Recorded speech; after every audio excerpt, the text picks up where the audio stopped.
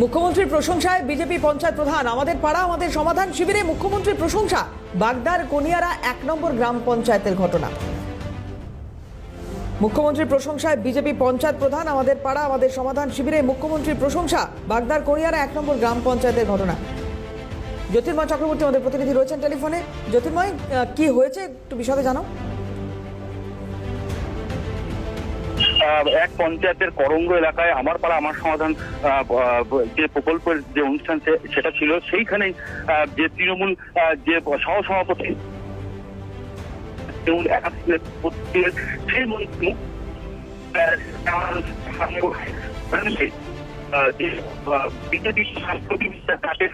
মুখ্যমন্ত্রী প্রকল্প নিয়ে তিনি বলেছেন যে যেটা ভালো প্রকল্প সেটা বলতে হবে এবং তিনি সেটা নিয়ে প্রশংসা করেন। তার গলায় প্রশংসার সুর কিন্তু সোশ্যাল মিডিয়ায় ছড়িয়ে পড়তে কিন্তু ব্যাপক চাঞ্চল্য ছড়িয়েছে। তিনি জানিয়েছেন যদি কোনো বলতে এবং বিজেপি প্রতিনিধি ওখানে ছিল না, ফলে সব তৃণমূলের ছিল, সে কারণেই তার দলের স্বার্থেই তাকে যেতে হয়েছে।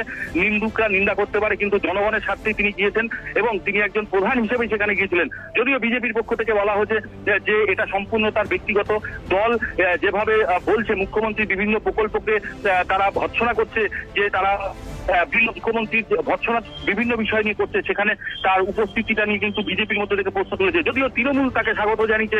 তারা বলছেন যে মুখ্যমন্ত্রীর যে প্রকল্পগুলো যে যথেষ্ট ভালো এবং মানুষের মধ্যে সাড়া ফেলেছে, প্রধান সত্যি কথা বলে ফেলেছে, সে কারণে হয়তো দলের বিরুদ্ধে তাকে দলের থেকে ভৎসনা হতে পারে। কিন্তু তিনি অন্যান্য বিজেপি নেতা যেভাবে মুখ্যমন্ত্রী অকারণে ভৎসনা করছেন, তারা বিভিন্ন প্রকল্পের সমালোচনা করছেন, কিন্তু প্রধান তিনি তার বাইরের থেকে বেরিয়েছে, তিনি যে প্রশংসা করেছেন, তিনি একজন জেন্টলম্যান, তাকে স্বাগত জানিয়েছেন। এই ঘটনা নিয়ে কিন্তু আপাতত কথা বলছিলাম, জ্যোতির্ময় চক্রবর্তী ছিলেন টেলিফোনে। বিজেপি প্রধান কি বলছেন শুনবো। একটা পঞ্চায়েত প্রধান যদি চেয়ারের জায়গায় বসে থাকে, আমি সেখানে বসে কোনো রাজনীতি করতে পারি, যেহেতু সরকারি প্রকল্প। আমাদের সাধারণ মানুষের কাছে আমি কালকে দাবি রেখেছি, আমাদের টাকা, আমাদের ট্যাক্সের টাকা, সেই টাকাটা যদি গভর্নমেন্ট সঠিকভাবে কাজ করে তাহলে আমরা তাদের নিঃসন্দেহে খুশি থাকবো। আমি চলে আছি, আমি যদি চেয়ারটা ছেড়ে দিই, আমি যদি আমার জায়গাটাই ছেড়ে দিই, তাহলে তো আমরা অস্তিত্ব হয়ে গেলাম।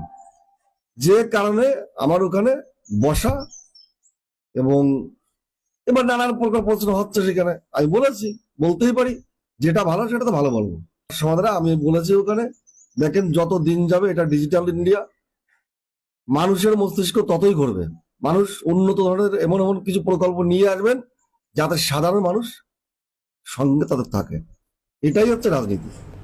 স্থানীয় বিজেপি নেতৃত্ব কি বলছেন শুনবো। যে থাকেন ওখানে সেটা ওনার ব্যক্তিগত।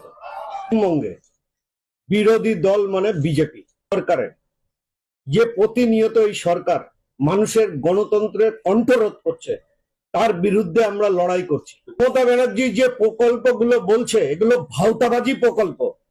সেখানে গিয়ে যদি প্রধান তার প্রশংসা করে থাকে, তাহলে প্রধানের সেটা তার ব্যক্তিগত মতামত, পার্টি একে সমর্থন করে না, দিতে হবে।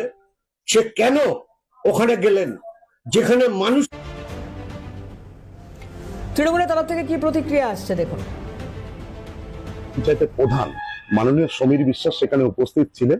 উনি বিজেপির প্রধান হলো, কিন্তু প্রধান সবার ক্ষেত্রে। মুখ্যমন্ত্রীর প্রশংসায় পঞ্চমুখ দল বিজেপির নেতৃত্বরা মমতা বন্দ্যোপাধ্যায়কে সবসময় ভৎসনা করছে এবং কটূক্তি করছে।